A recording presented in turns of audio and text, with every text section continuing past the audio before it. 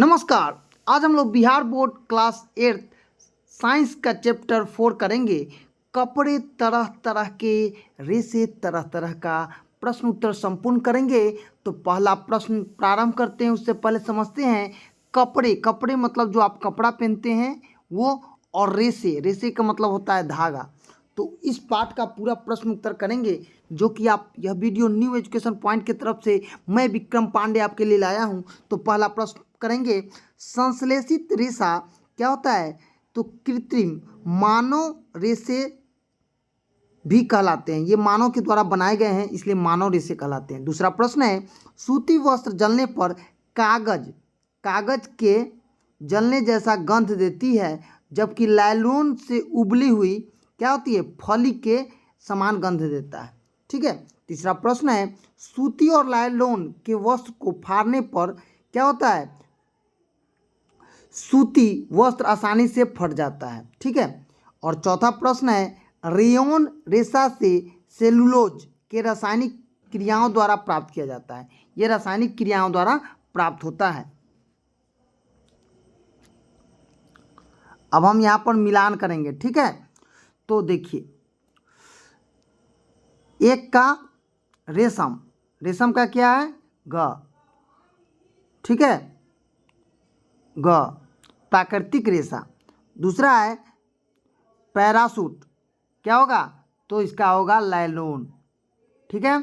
तीसरा है ख, तीसरा का है ख, रेयॉन। ठीक है। और चौथा है टेरिलिन। टेरिलिन क्या है? तो संश्लेषण रेशा है, ये संश्लेषित रेशा है क। ठीक है।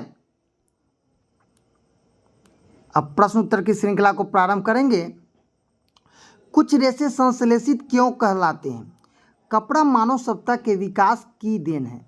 जब मानव का निर्माण हुआ तो कपड़ा ठीक है, मानव सभ्यता और संस्कृति के सूचक है। प्राचीन काल से मानव का तन ढकने का प्रयास किया।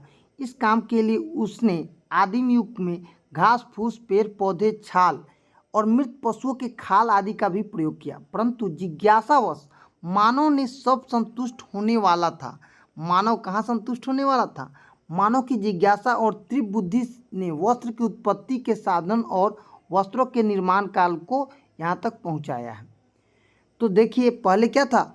लोग घास फूस पहनता था, जो जानवर था उसको मारकर पहनता था, लेकिन बाद में नया चीज आया। आगे देखिए,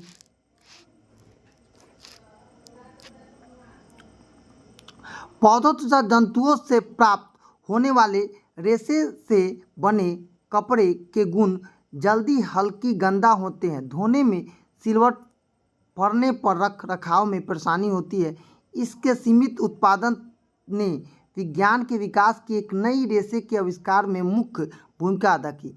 आज रासायनिक संश्लेषण प्रक्रिया के द्वारा रेशों का निर्माण किया जाता है। इस प्रकार रेशा को संश्लित रेशा कहते हैं, जैसे लाइलॉन, रेयॉन, टेरिलिन, टेरिकोटा इत्यादि। ठीक है।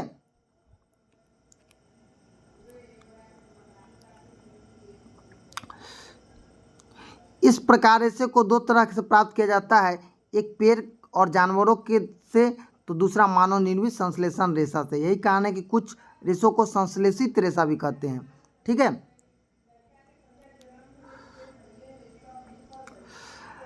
लाइलॉन रेशे में निर्मित दो वस्तुओं के नाम बताइए जो लाइलॉन रेशे के प्रबल दर्शाते हैं। ये ऐसे तो लाइलॉन में बहुत सारी वस्तुएं बनाई जाती है, परंतु प्रबलता को दर्शाने के दो प्रमुख हैं, जैसे पैराशूट आप देखे हुएगा, और चट्टानों या पहाड़ों पर चढ़ने हेतु रस्सी। ठीक है। आगे प्रश्न करेंगे, रसोई घर में संश्लेषित वस्त्र पहनने की सलाह क्यों नहीं दी जाती है और क्यों? तो संश्लेषित वस्त्र काफ़ी हल्के होते हैं, जिसके कारण थोड़ी सी शारीरिक हलचल या हवा से इधर से उधर हो जाते हैं, जिस कारण से आग के चपेट में आ जाते हैं। इतना ही नहीं, यह आग को भी बहुत जल्द पकड़ लेती है, और साथ ही इसमें आग बहुत जल्दी लग जाती है या बढ़ जाती है। परिणाम स्वरूप किसी भी दुर्घटना होने की संभावना प्रबल होती है। इसलिए रसोई घर में संश्लेषित वस्त्र पहनने की सलाह नहीं दी जाती है। ठीक है। रेयॉन और नकली रेशम क्यों कहा जाता है? सबसे पहले प्राकृतिक संसाधनों का उपयोग करके कृत्रिम रूप से रेशा का निर्माण किया गया। रेयॉन उन्हीं में से एक है।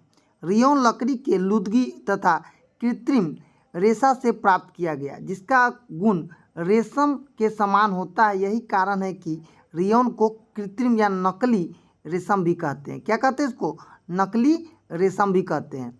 ठीक है, उसे नकली रेशम भी कहते हैं।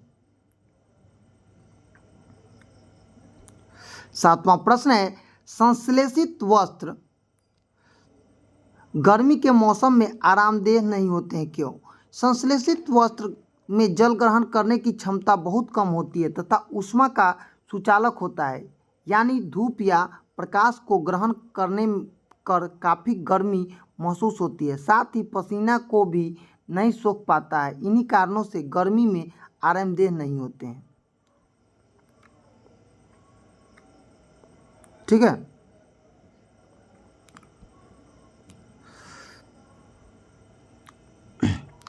देखिए एक्रिल के दो उपयोग लिखना है।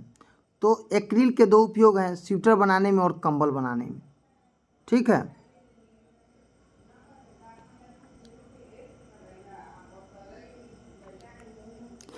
रेशा का नाम बताइए। जलने पर जलते हुए कागज़ का गंध देना, जलने पर जलते हुए बाल का गंध देना और जलने पर उबले हुए फली का गंध देना, यही रेशा का पहचान है। ठीक है, तो इसमें देखिए,